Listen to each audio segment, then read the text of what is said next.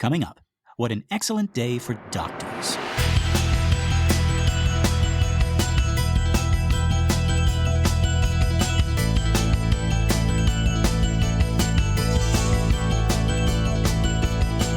Well, howdy folks, and welcome to Minute 35 of the Exorcist Minute, a show where we endeavor to examine, extrapolate, and excavate the Exorcist minute by terrifying minute. My name is Lester Ryan Clark. And I'm Keenan Diaz. And we'll be your holy guides on this journey through what some have called the scariest movie of all time. Okay, so our minute begins with Dr. Klein shouting, "At least we think it is." And it ends in the middle of Chris asking, "Do you think I should take her to a psychiatrist?" Now, I don't know about doctors' etiquette, or maybe the etiquette of doctors in the 1970s, but this guy comes off as really smug and sure of himself. And I was trying to figure out whether that was because he's talking to a woman, or maybe because we, the audience, already know he's wrong. And these are both things I want to talk about. Yeah, we assume that he is. He comes in, he's got this, what looks like a giant desk, right? And he has to come in and he flings his coat off and he puts it in there. Yeah. Everything in the office is made to, give him power. That is typical of any kind of office, I suppose. But yeah, I don't know if we have many office visits like this anymore that are where we're sitting down talking about diagnosis in an office in front of this giant, Mr. Burns desk, right? Yeah, yeah. It seems like nowadays it's more cozy. They're on the same side as you with the desk oftentimes, right? They're sitting down with you, right. Or they're behind a computer and you understand why they're doing it because they're doing work to help you as opposed to having this giant thing to separate themselves from you in front of all their goddamn diplomas, your fancy college papers back there. like nowadays, again, we're talking about aesthetic. We're talking about colors and orange and blue and calming greens and sterile, clean whites and stuff like that in hospitals. And then also, giving people in the waiting rooms, things to do, things to keep their brains occupied. I also think Dr. Phil on and Family Feud on in the waiting room. Right. And I also think another little addition to that is just how doctors have learned, or I guess decided how to present their diagnoses in an office. Now it's hey, it's yeah, like you said, Keenan, we're on the same level. I'm here to help you. I'm going to walk you through this process and make you feel as safe and comfortable as possible. This one, it's I know more than you. Look at all my diplomas. Look at my shiny red car. Look at my huge ass desk. I have all the knowledge. Fuck you. Your daughter has a disorder of the nerves. She's real weird. Yeah. And I should know. I'm a fucking doctor. Look at these things. Yeah, I think you're always designing your spaces to fix the problems of the previous generation, right? So, yeah. So I'm sure at some point there was a lot of, before the 1970s in this Klein style doctor, it's a lot of people who why should I even listen to a doctor? Who cares? Why don't I do the things I used to do back home in my small town, with my Mary Karras, right? Right. She's taking years, oh, the doctor says I should do this or that. Oh, who cares about the doctor says? What do they know? He doesn't have a big desk. Right. If he had a fake ficus and a big desk and then maybe I'd give him a listen. Diplomas in Latin on the wall. Yeah. I like that. Yeah. So history, we learn as we go. It's we fixed the problem that we were having in the last era, the last generation. So yeah, we need doctors in the 70s to be more powerful and authoritative and speak with what is it? Ethos, right? Rather than pathos. Oh, yes. Mm-hmm. Yeah. And now they have design spaces where we're working together for your care as opposed to me working on you and your body. Yeah. We're working together and, it's natural, and there's real ficuses, and there's murals of nature and greenery and the ocean on the walls instead of so much just life. So much life here. Yeah, we're trying to take care of the whole body here. And my first time I went to a therapist, I was weirded out that she didn't want me to call her Dr. Green. I was like, what? Huh. I was like, what about doctors? No, don't call me that. Wow. And here we have, Harold E. Klein, M.D. on his desk in the big, the big nameplate, the gold nameplate. Very Mr. Burnsy nameplate. Yeah, there's probably a trap door in here somewhere. I was gonna say, it's when a patient asks too many questions. Yes, it's so nice of you to hear these questions. So would you mind taking one step to your left? Oh God. Okay, so going back to this we are predisposed to feel a certain way, I think, about Dr. Klein. It's this trope of like, especially in horror movies or in any kind of like fantastical movie where something supernatural is going on, something extra special that like science can't explain. Like whenever we're presented with a scientist, with a doctor, with a policeman, a person of authority, whatever. But, talking about The Exorcist now, right? We're sitting here, we're looking at Dr. Klein, and we're like, look, we know this isn't normal. We know it's supernatural. We saw the trailer. We waited in line with our friends for 4 hours. At this point, we've heard stuff from our friends. We've seen stuff in the movie to the point where we know this guy is completely in the dark. We, the audience, are more clued into what's going on. Nobody in the audience is sitting there like, oh, maybe it is a disorder of the nerves. Which, by the way, the most 70s ass assessment of mental health that there ever was. But my question, Keenan, is why do we seem to have the requisite scene where a skeptic or a common sense person is trying to explain away the thing we, as the audience, know already is a supernatural occurrence? Like we see it in horror movies. We see it in fantasy, types of fantasy that involve like the real world mixing with the fantasy world. There's always a skeptic, whether it's a doctor, a police officer, a parent, a teacher. Like maybe I'm answering my own question here. Someone of authority whom we know is wrong. And so maybe in this instance, we can feel like smarter than them, but also like, if they're figures of authority, like doctors and fathers and mothers and teachers and police, people whom we trust to protect us and who are supposed to know more than us, so, to keep us safe, well, now we feel like we're completely alone. The police can't help us. Our parents can't help us. The doctors can't help Chris here. So I guess it's like a 1-2 punch. It's like, I'm smarter than this doctor. But then it's like, oh shit, I'm smarter than this doctor. Yeah, that's a good point. Yeah, it's both of those things. It's not necessarily just in the horror or supernatural genre, right? So say it's a murder mystery.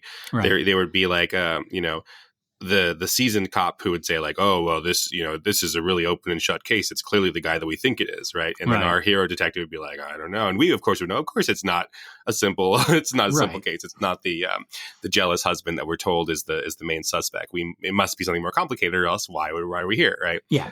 So it must be something more complicated than a disorder of the nerves. Yeah, no one's sitting there going, oh yeah, my uncle's girlfriend had a disorder of the nerves, just like this, right? Yeah, and there's also this period that a lot of screenwriters will talk about early on. The Exorcist kind of has a long first act because we have this like this prologue with Father Marin first, and then we have to introduce two main characters, Father Karras and Chris. So it's a long first act. It takes a while in a way that like an executive today at a studio would probably be like, this, we have to cut out 20 minutes of this beginning. Yeah. But a first act moment that screenwriters talk about is this call to adventure, right? And you hear about that all the time. It comes from like Joseph Campbell monomyth mythology and his anthropological studies of myth, and it's like this. The hero or the heroine is presented with this opportunity, right? And they're so like, hey, do you want to come and be an adventurer with us, or do you want to come join our gang, or do you, Jim Hawkins, do you want to go on the pirate ship with what's his name? Long John Silver. Long John Silver. Jeez. Oh gosh, I don't know what I was going to Captain Crunch. So if you want to come on this journey with Captain Crunch, and like I want to go on a journey with Captain Crunch. You prefer to go on a journey with Captain Crunch? Fuck Treasure Island. Like, oh no, there she blows. It's all berries, boys. Be careful. Yeah. See, and then if we get swallowed by a whale, well, the ship is going to cut the roof of the whale's mouth. Why the hell does Captain Crunch cut the roof of your mouth? It's not like designed like any like differently from any other cereal, right? Right. It's not made of glass particles, real sand from the bottom of the ocean. It's I don't know. I do love me some Captain Crunch though. Anyways, where the hell was I? So like Jim Hawkins, like yes, it's if it was, hey, do you want to come and be a pirate with me and hang out with Long John Silver, Jim Hawkins, and he said, sure thing, boss, right? We go, what a stupid thing for him to do. That's really idiotic, right? Right. Or if it's like a heist movie, and I'm like, hey, Lester, you got this great teaching gig and you got this podcast going and things are going really well in your life. Do you want to get back into the heist business with me tomorrow and go rob this bank? It'd be like, oh no, why would you want to do that? So the function of the call to adventure is to be refused. So the main character is like, no. And I think that what we have here with Dr. Klein is a version of that. So a lot of modern screenwriters don't talk about the call to adventure. They talk about this debate period where it's like Oh, arguing about like what we should be doing in act 2 once we get there. Like should we do this? Should we do that? Like what is this? So yeah, in movies like this, it's less of a call to adventure and more of a debate. Like, should we just take science as its word? Should we take the Catholic Church as its word? Should we just do things like normal, or should we change? interesting. So you're saying that the call to adventure element has been transformed into this more modern version, this debate? Yeah, or? I think that it's just more applicable a little bit. Like, so not all stories are about literal calls to adventure. So then what is it when it's like something like this, where it's not that, I mean, again, with this, we have an issue because we have 2 or 3 main characters, so we're not sure who it is, right? But when we get to Father Karras, that is a little bit more like a traditional call to adventure, where it's like, hey, we need you to do an exorcism, right? Basically, and he says, no, I'm going to refuse that, right? And so there isn't like a corresponding thing for Chris, because this adventure is thrust upon her, right? She doesn't. She's not like, oh, you know what I'm going to do? I'm going to cure my daughter's demon problems, and that's going to get me the big part in the show, right? Or something like that. It's like, this is going to be fun. It's just she's trying to survive this. So here it's like, here are these different options for you, and who you're going to believe. And she's like, I don't know if I believe any of this. None of it's working for me. Interesting. It's not that I like the Empire; I hate it. Yeah, exactly. When I talk about Star Wars, that was a Star War you were talking about, right? Yeah, that was Star Wars Minute, folks.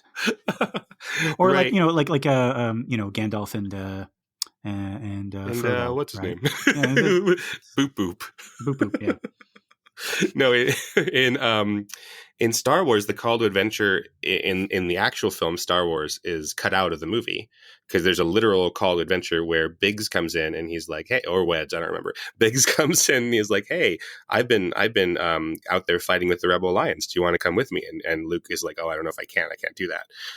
So there's a literal call to adventure that he refuses. So that gets cut out. It's only in the special editions. And so the Star Wars call to adventure is more like a debate, where it's more like he's presented with ideas and he knows what he doesn't want to do, but he doesn't know what he does want to do.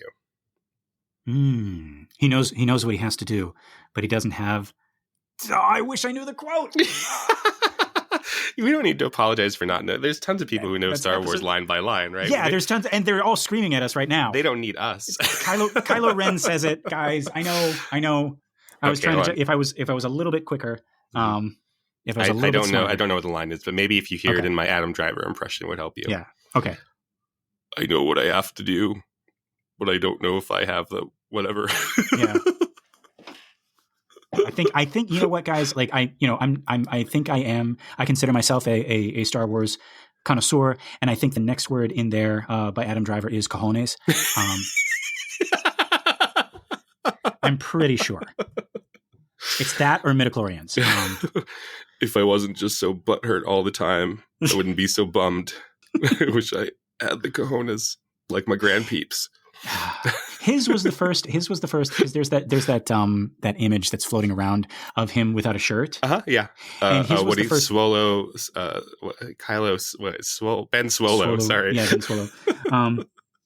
But like his was the first time, like that was when I was like getting my abs and working out and losing weight, and I noticed like oh he does that thing I do where he pulls his pants up like over his belly button, so you can see the top of his abs because they're coming out, but you can't see the little extra little fanny pack that hasn't gone away yet. Oh, is that what happens?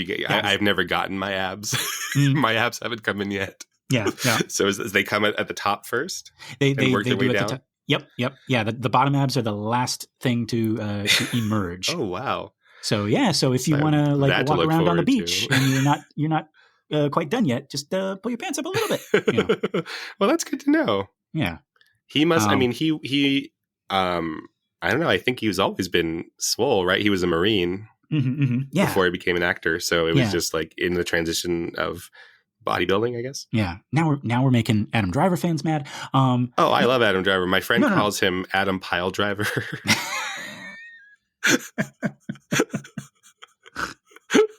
That's her movie star crush, is Adam Driver. Oh wow, I love him too. Like I have great respect for people who can do like really dramatic roles and really comedic roles, and jump back and forth like that. It's and he is a really good actor in everything I've seen him. Yeah. in. In Marriage Story, where he nails those ordinary people type scenes, but with a with his Kermit the Frog voice. It's really great. Don't you ever talk about my father again like that. Mm. I'll never catch you talking about my father again. Mm. Great. He's wonderful. There's a brilliant SNL skit where it's like Meet the Parents. It's like parents come in to talk about their careers at school. And he's an old timey like oil baron. Yeah. He talks about like crushing his enemies under his feet. It's like very Mr. Burnsy. Yeah, he really goes all out with that makeup too. That's very funny. Oh yes. Speaking of Mr. Burns, okay, so we got this Dr. Mr. Klein Burns here. Yeah. So okay, I guess another possible reason for this guy's smugness, I'm talking about Dr. Klein here, is that he's a man and Chris is a woman.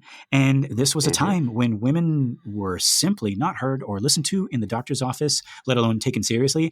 Right. I'm not saying that everything is fixed now and we're all okay. I'm just saying that it was much more so in the 1970s. Yeah. There's still work that people are doing. Like doctors are still having to be trained to listen to women today. But I think the presumption was back then that wasn't even something you want to try. There's no reason to. Right. Yeah. And there's still, I hear about doctors retraining, like how to work with people of color and fat people, and have different, changes in their bedside manner about that. There's like an alarming number of polls where med students and some doctors answer true to the true or false statement that like black people have thicker skin than white people. Oh my God. And there's, like doctors? Yeah. And med students and doctors. And the right percentage would be 0 because that's just not true. But then it leads to all these issues where they're assuming that, that if a black person is, experiencing, they think that they experience less pain than white people and therefore need better care. And then all these, awful repercussions from that. Yeah. I was reading another article, and I don't have it here with me, but just, speaking of people of color as well, and women of color also, let's imagine in the 1970s, not just being a woman, but being a woman of color and just not having any say at all in your like physical health when you're at the doctor's office, because like anything you suggest, it's like, hey doctor, I think, this might be, or this is my case history, or this is my, these are my symptoms. And like just them just not listening. Like, right. It's God, it must have been so freaking hard. And again, right. like we have a long way to go. We have lots of work to do still. But yeah, like this scene kind of like, screamed at me that, this doc is not hearing Chris. And so I want to read to you guys from an article titled Medicine and Wife Abuse in the 1970s. This is from the National Library of Medicine website. And it's actually part 2 of a series of articles of the history of like nursing and domestic violence. So this is it right here. So, and folks, before I read this, just a trigger warning. Some of this stuff is really, really heavy involving like violence and stuff like that. Okay. It starts out, in a letter written in the early 1970s, one battered woman described the medical neglect she encountered after a series of excessive beatings by her husband. These beatings included being whipped, thrown on the floor, kicked in the abdomen while pregnant, and hit in the head, chest, and face. After finding no support from local clergy, the clergyman told her to be more tolerant and understanding and forgive him the beatings just as Christ had forgiven me from the cross. She turned to her doctor for help. She reported, I was given little pills to relax me and told to take things a little easier. I was just too nervous. I did go to 2 more doctors. One asked me what I had done to provoke my husband. Fuck you. The other had asked if we had made up yet. This story was reported in feminist activist Del Martin's groundbreaking expose of domestic violence in 1976, Battered Wives.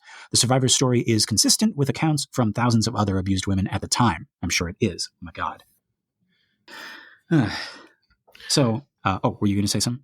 No, just that The Exorcist. So in a lot of ways, The Exorcist is a time capsule for the society that created it, and we have an unhelpful doctor here. I was going to say something. It's a demon. It's a fantastical demon problem that they're having, but we have doctors who are doing much worse in much worse real cases. Yeah, yeah. I do like, I mean, I think somebody commented on that, right? Like the idea of like using fantastical stuff, like especially in horror, using like monsters and demons and ghosts and everything like that as a way to make a commentary on like what's really, really scary in the world. And this could be maybe, as much as like The Shining, it could be a commentary on domestic abuse and things like that, and alcoholism, certainly. Mm-hmm. This could also be a commentary on how far we have to go when we're talking about like doctors listening to their patients, or female patients specifically. Yeah, systemic change is needed. We were talking about this in the Halloween episode with Andy Nelson, our bonus episode. I was talking about how sometimes, we think of this time period as being where the second wave of feminism is coming. And so like, where is that in the movies? It takes until like the late 1970s before we have movies that are about women and women's liberation. Like Annie Hall is in 1977, Coming Home is 1978, Norma Ray is 1979. Right. Well, but so like, where has this been? And it's not a whole lot when you're looking at movies from the 70s themselves, but they are often sublimated into genre films. So The Exorcist and Alien and Rosemary's Baby, right? These are where a lot of the issues of feminism and women's liberation and gender inequality are going first into genre before it's being explicit. Yeah. So, yeah, this is a typical situation for women in the 1970s. The book was written in 1971 and the movie came out in 73. We were in the midst of, like Keenan just said, the second wave of the feminist movement in America at this time. But I wonder, and you might have just answered this for us, Keenan, but like I wonder how aware Blatty and Friedkin were of this movement when they created this character, constructed this scene. And later scenes where Chris is talking to other doctors, all men. I guess my question is Dr. Klein a commentary or is he an accident? Mm-hmm. Did Blatty write a smug, asshole, misogynistic doctor when he was actually just trying to write a doctor? Mm-hmm. And likewise, Friedkin and Barton Heyman, the guy who plays this doctor, did they make the choices like, okay, Dr. Klein is a smug asshole, or did they really just think, oh, Dr. Klein is a good doctor, he's helping Chris, right? he's doing what doctors do? Yeah, probably the actor is trying to approach it that what they're doing is right? That's typically how you would do it, even if you're playing someone who's not good at their job. You think you're doing really well. But yeah, I think that we're missing some things you might see in other 1970s movies with blowback from the male characters explicitly calling out Chris as a women's liberator. I don't think we've gotten that yet, right? Mm-hmm. I don't think we hear a lot of it. So yeah, I mean, there are other films from the time period where it's dudes going like, "Are you one of those? Are you one of those women's libs girls? Are you one of those those agitator girls?" And I maybe we'll encounter some of that as we go along, but I don't remember it right now. Yeah. So yeah, maybe Friedkin and Blatty are on the right side of this, because there was obviously, when we think of a lot of alpha males like them, guys who are out there at the top of their pack of their fields, there was a lot of pushback from people, from dudes who saw the feminist movement as something that needed to be commented on, that needed to be stopped. I don't really see that here. Yeah, we're definitely like. Whatever the case, we're on the other side of this big Mr. Burns Dr. Dest. We are with Chris in this, and we're looking at Dr. Klein, and we're not sure if we can trust him yet. We're not, like maybe Chris is a little bit hopeful. I mean, she obviously doesn't know about the demonic possession yet, but so she's looking at this guy like maybe he can help my daughter. Yeah. Okay, so now let's look at this doc's assessment of Reagan's condition, disorder of the nerves. Very vague, but okay. And she shows all the symptoms: hyperactivity, quick temper, performance in math. Oh my God, Keenan, I had disorder of the nerves. I'm telling you, it's going around. Yeah, I think I still might have it. Again, I can't tell if this is like fake doctor speak made up by like a Hollywood writer, or how they actually assessed mental health back then. Like, we didn't even talk about this, Keenan. Do you know where we get the word hysterical? Oh, indeed I do. Okay. Like folks. Oh, okay, Keenan. Enlighten us, please. Well, we still use that, for instance, like in a hysterectomy, where we say we're going to remove the hysterical part, which is your uterus. So to be hysterical is your uterus taken over. Yeah, yeah. Which it's just so like so like the it comes from the Greek word for uterus, and doctors originally used the term hysteria and hysterical, which means something completely different now, right? Like we say it's like, oh, I watched this comedy show, The Three Stooges. They're yeah, hysterical, dudes can right? be hysterical, right? Yeah, right. Now dudes can be hysterical even if they don't have a hyster or whatever. But it was very specific to women as like a catch-all diagnosis for any problems that they were having. Right. You look back at those like old movies, right? You look back at those old movies where men would like haul off and just slap the woman because she was being hysterical, right? Or they would say, it's like, now don't go flying into hysterics over this thing, right? Yeah, and Freud and people of his ilk would try to cure women of their hysteria with what were essentially sex toys. Maybe they didn't necessarily know that, but they would use like vibrators and things like electroshock on the genitals and vibrations to cure women of their hysteria. And that was seen as I was going to say perfectly normal. It wasn't necessarily seen as normal. Wait. Okay, like, pause. It wasn't mainstream. Yeah. Okay, just a second. You said two things. Oh God, what did I say? You like, and you're talking about sex toys. You said vibrations. I was like, okay, and then you said electric shocks. Yeah, you double checked me on that, but yeah, I believe so. Okay, all right. I'm just like, like normal sex toys, like vibrators. Well, and electric I shock. mean, these were like the 1890s versions of them. Okay. So I mean, I wouldn't say that they were safe. It doesn't sound calming or fun at all. This will make you less stressed. I've talked to some of my students about that. In old movies, women used to faint all the time. They'd be upset about something and they would just faint. And that seems to be not entirely a creation of the media itself. It seems that women did faint at higher rates back then. It was part of the culture, right? When women were expected to faint, if there was something emotionally bothersome to them, they tended to faint more. So, all of this goes together. So obviously these diagnoses are invention of men. So I'm not saying that women were making it up, but it was, internalized. You're told constantly through books and movies, and that kind of thing, but also just by doctors and scientists that, if women get too upset, they're just going to faint at any given time. Right. So we're not saying, so just to clarify, folks, we're not saying that like women back then were more prone to fainting. We're saying that like society told them they were more prone to fainting, and like if society tells you, and so they did. Yeah. It's like if society tells men that every Thursday they're going to quack like a duck when they hear when the ice cream van comes by, and like if you get it, like you can society like we can trick our brains into doing anything. So this is just an unfortunate like psychosomatic like. It's like, well, that's what they're supposed to do. Right, just culturally. Yeah. So, okay, all right. Disorder of the nerves, for which this guy prescribes 10 milligrams of Ritalin per day. Now, Ritalin, as early as 1955, was commonly prescribed for ADHD. And it's weird, looking at the history of ADHD, there seems to be a huge gap in research and recognition between 1955 and 1980, which puts our Exorcist smack in the middle. So I guess similar to knowing that cigarettes cause cancer but still doing it anyway, ADHD was at this time as mysterious as disorder of the nerves or even, I don't know, demonic possession. And I'm not saying it's akin to demonic possession, but I'm saying like we knew as much about it as we knew about something like as mysterious and supernatural as demonic possession. There's a version of this movie where Dr. Klein comes in and he puts his feet on the desk and he says, well, your daughter is clearly possessed by an ancient Mesopotamian demon king of the southwest wind variety.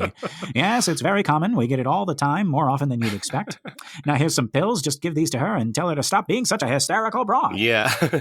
And he's got his feet. He doesn't have his feet up literally, but like he's got his arms. He's doing that thing where you're lying back in a rolly chair and putting your arms up and resting your head there like, we got this all solved, chicks. Yeah, I actually had to rewind and check because I was like, I swear his feet are up because he has that feet up on the desk attitude. And I was like, okay, his hands are in the back of his head. Right. But like his feet are not up. Like Ferris Bueller planning his day off, right? Yeah. He's like, this is easy, Cameron. We got this. Yeah. Oh my God. Okay, so now I think we can also look a little at the visuals of this minute. Lots of stuff to look at here. Firstly, so this is like I was saying at the top, this is a weird office. Like if that's what it is, it's very open. At the top of this minute, we see there are at least 2 doors leading into the office. Dr. Klein leaves what I assume is the examination room or whatever room we decided that was. And he enters through one door while the camera follows through another open door. And we have what looks like a long meeting table between us and the characters at first. And then we cut and now we're closer to them. As Klein takes off his coat and he sits down, we follow him so that Chris is now out of frame and we appear to be sitting across from Klein with his desk between us, as if we are the patient or the parent.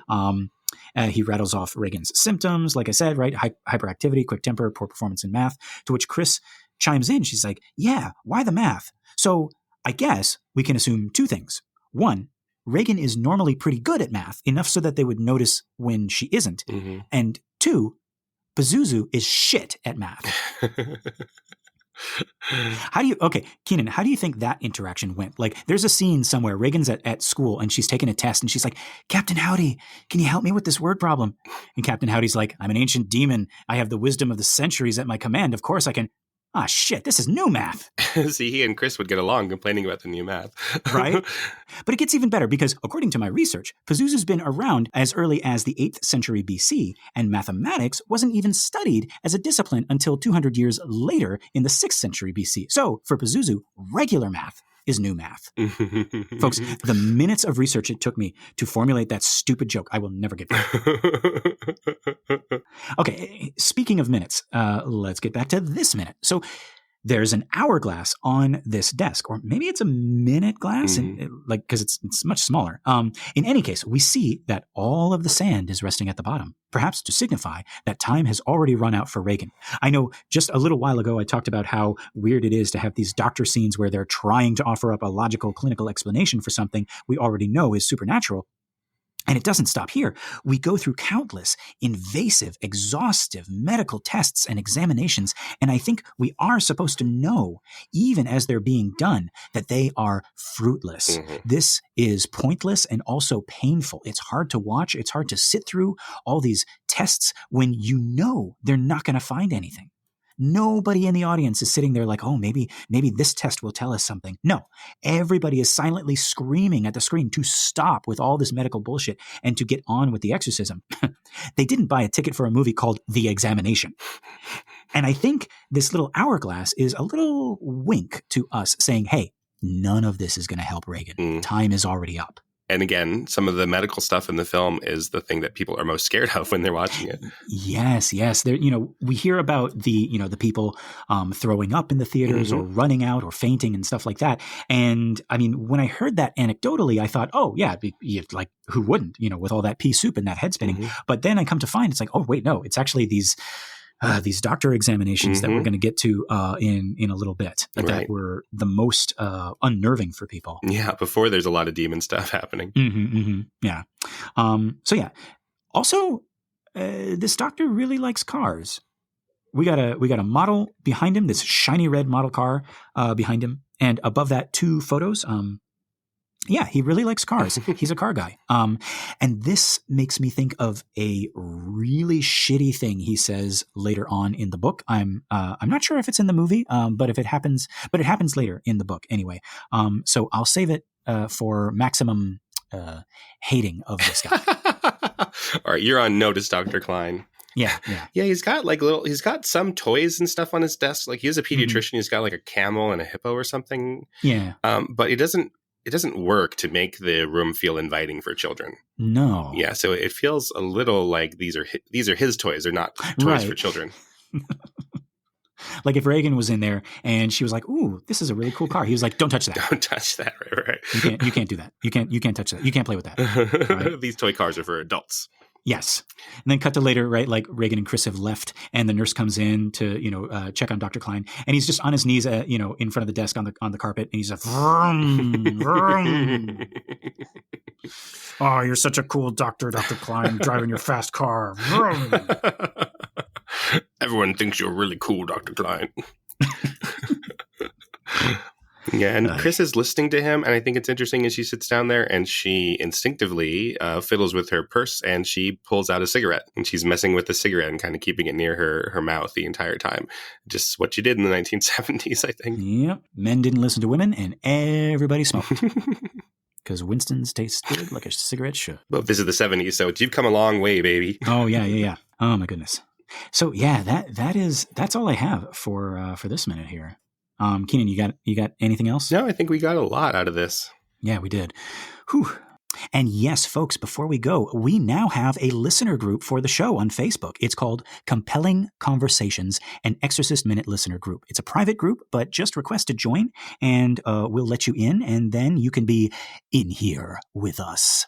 And you can talk about the movie, interact with us and fellow fans, post questions, polls, memes, all that kind of stuff. And of course, as always, if you'd like to leave us a message, our email is theexorcistminute@gmail.com, all one word, and we'll be sure to read it. Lastly, if you like the show and you want to help us out, the best thing you can do for a new podcast that's just starting out is to leave us a 5-star review, and that'll help other people find us, and we can keep growing this cool community. So, Keenan, are you thinking what I'm thinking? I think I am, Lester. Folks, until next time, the power of Adam Driver compels you.